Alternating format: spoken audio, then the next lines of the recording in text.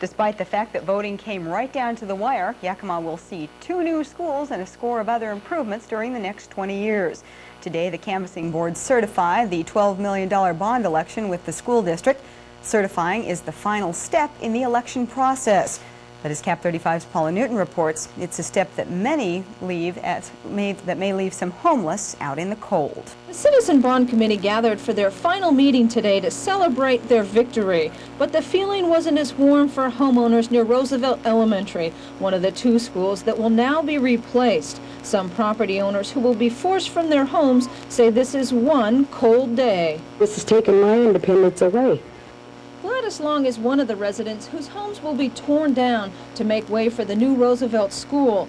Under the bond project, the district plans to buy out 24 property owners near Roosevelt and another 24 near Adams at a cost of nearly $2 million. The district expects to market the bonds in April and then move ahead with purchasing the property. While some homeowners are eager to sell, others sat on pins and needles this past week, watching the bond get closer and closer to passing and wondering each day what they were going to do. It depends. I don't know. I think maybe I might just sit here. Why is that?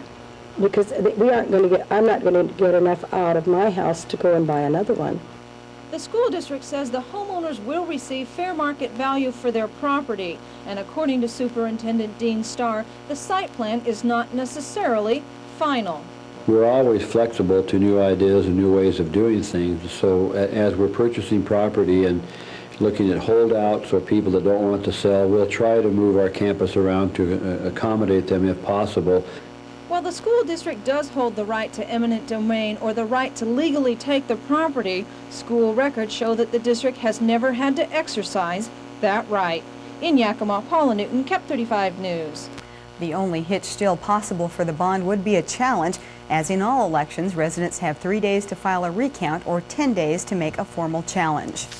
Seeking additional funding, community colleges across the state may ask voters for a tax hike.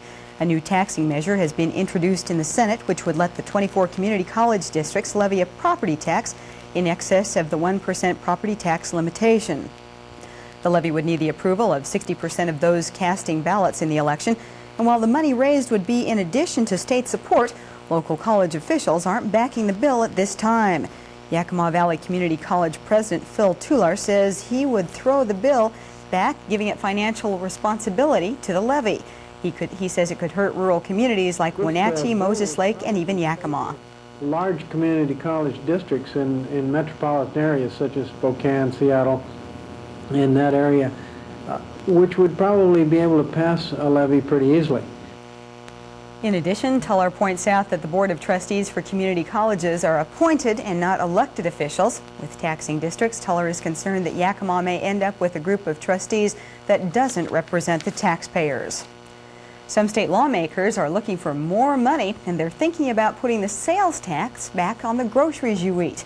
Food was exempt from the sales tax after 1977 when an initiative was passed into law, but members of the House Revenue Committee say they're toying with the idea of taxing food again, even though they realize it's a political hot potato. Yakima police detectives say they're closing the book on November's shooting that left 3 people dead.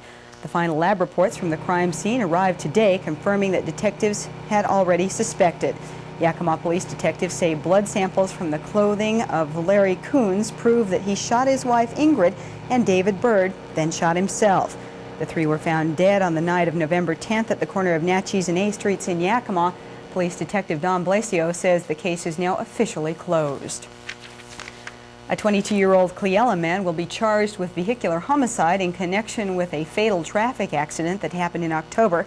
Michael Templin was behind the wheel of this pickup, which collided head-on with the car of Irene Young of Oregon State. She was en route on 97, 9 miles south of Toppenish. Young was killed instantly in the crash, and according to the Yakima County Prosecutor's Office, the State Patrol report shows Templin's blood alcohol content was above the legal limit, and that his truck had crossed the center line and struck Young's car. Templin will be charged with 1 count of vehicular homicide and held on $10,000 bond when he is arraigned next week. Up next on KAPP 35 News, the winter weather turns a slippery situation into a tense moment for emergency crews, and several students take the pressure in an experiment with some tough toothpicks. Into everyone's life, a little food must fall. No problem. Oops. No problem. Uh-oh. So why isn't Mom upset? No problem. Simple. She made those clothes stain-resistant with new Bounce with Stain Guard, the only fabric softener that helps keep many stains from setting, so even spaghetti washes right out. New Bounce with Stain Guard. Stains get on, but they don't stay in. When I was a kid dating, a good girl always said no to one thing: dessert. You just did not eat dessert in front of a guy. Now this is something you could enjoy in front of a really cute guy. Sugar-free Jell-O gelatin. It's light and fruity. You could have fun with it. Use chopsticks. Go crazy. That's only 8 calories. Sugar-free Jell-O gelatin made with all NutraSweet. The dessert you don't have to dessert. The men in my life swear by it. Winter's the time for fun in the snow. Your Jeep Eagle dealers announce the Snow Season Savings Spectacular. Great bargains on every Jeep and Eagle vehicle in stock.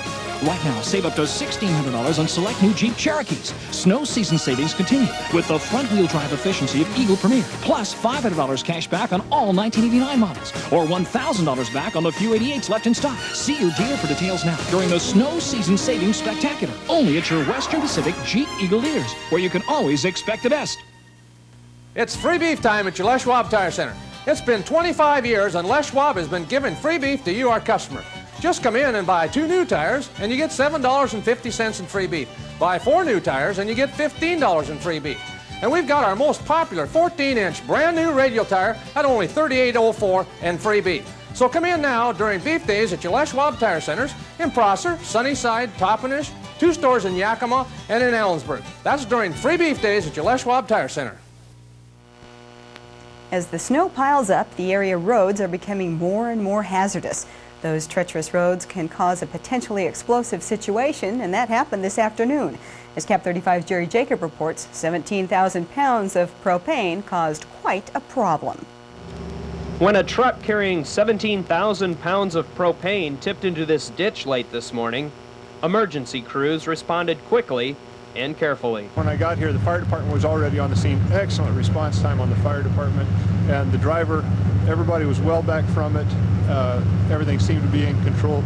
Fire official contacted me at my patrol car and said that the valves and everything were shut off. There were no leaks at all. So at that point, I was relieved.